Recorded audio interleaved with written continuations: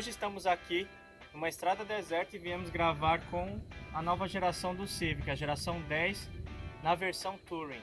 É nítido que o carro mudou completamente da antiga geração pelas suas linhas.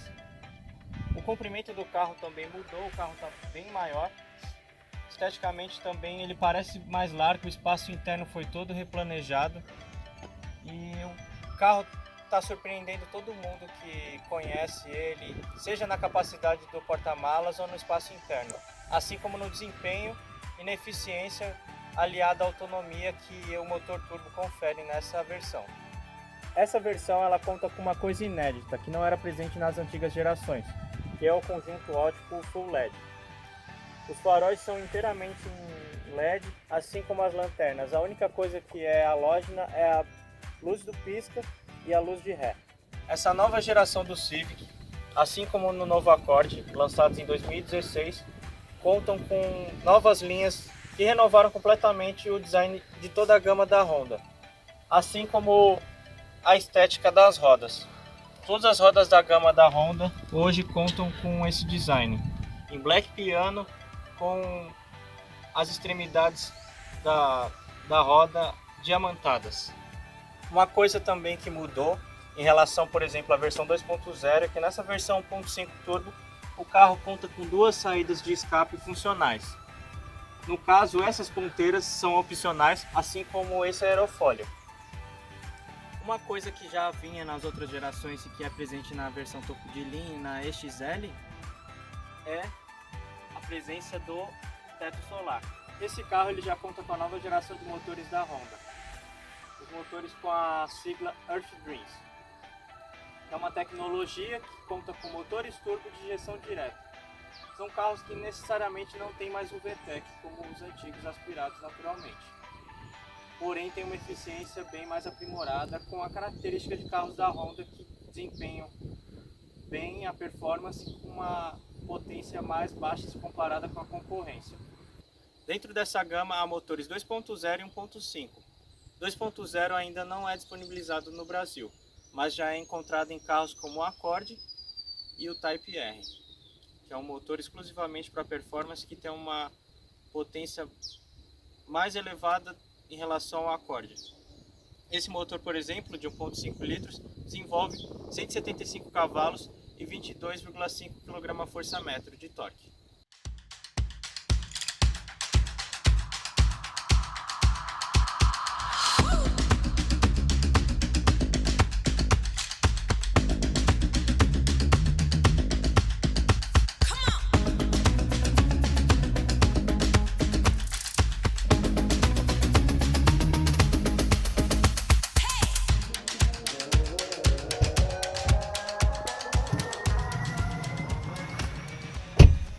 Vou comentar um pouco sobre as tecnologias encontradas dentro do carro. Esse carro ele conta com 6 airbags, totalizando, somando, né? Airbags frontais, laterais e os de cortina. Esse banco aqui do motorista ele conta com ajustes elétricos. É um câmbio CVT que desempenha um papel muito importante na questão da resposta nas trocas de marcha e também na eficiência, que confere uma ótima autonomia. Essa parte central do painel, como vocês podem ver, é toda digital.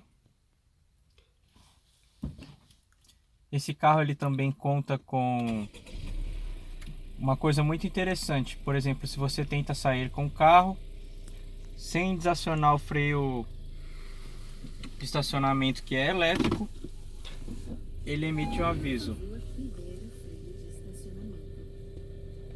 Assim como o cinto do passageiro também é alertado quando a pessoa não está usando e o carro começa a se deslocar.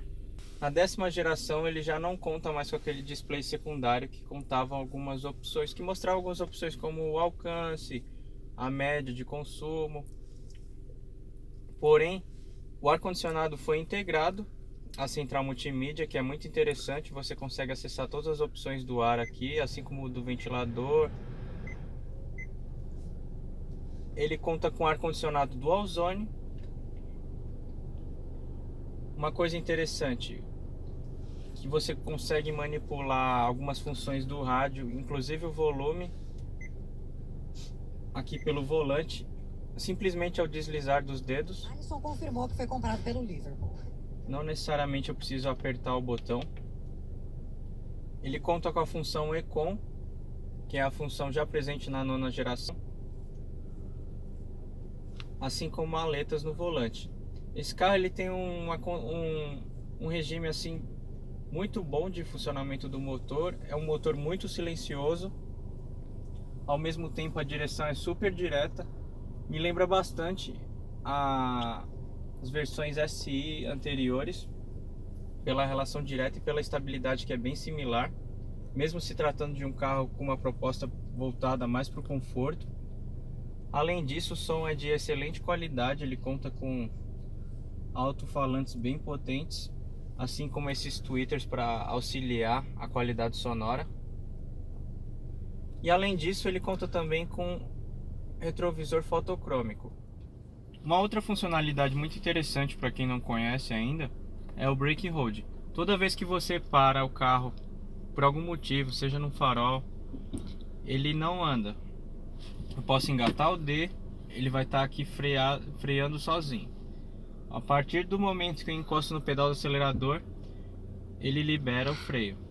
Se eu voltar a pressionar no momento que o carro volta a ficar no estado imóvel, ou seja, quando ele alcança os 0 km por hora depois de frear,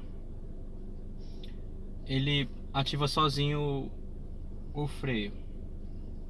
Assim que eu toco novamente o acelerador, ele desativa. Uma coisa inédita e muito interessante também nesse carro é a presença como item de série da câmera lateral, que os concorrentes também não possuem. Ao eu solicitar pela chave de seta, a seta para a direita, ou simplesmente apertando o interruptor lateral aqui, ele aciona a câmera, que é de excelente qualidade.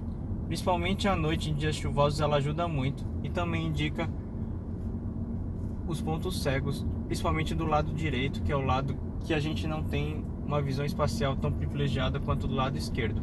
Uma coisa interessante também é a questão do acabamento. O painel conta com soft touch, assim como aqui nas laterais também. É um excelente acabamento. O carro mudou muito nesse quesito. E ele é todo, a forração toda preta, né? Assim como o interior do carro. Confere uma aparência bem interessante. Esse é o aviso que eu mencionei para vocês. Uma coisa interessante que ajuda no conforto desse carro é a presença de coxins hidráulicos no conjunto da suspensão. Ele tem um conforto muito bom. Eu acredito que seja até superior que carros alemães de categorias superiores.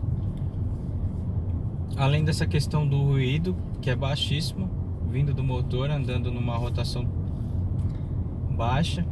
E outra coisa interessante, até uns 70, 80 km por hora, a rotação do câmbio fica sempre em torno dos 1.200 rotações por minuto. No máximo, em alguns regimes de aceleração, se eu der um pouco de carga no pedal do acelerador, ele vai para 1.600. A não ser que eu solicite plena carga ou mais carga do acelerador, que ele vai sair desse modo econômico e vai entregar a potência já com a pressão de turbina a partir dos 3.000 RPM. Além disso, ele conta, né, com um display que mostra a pressão de turbina.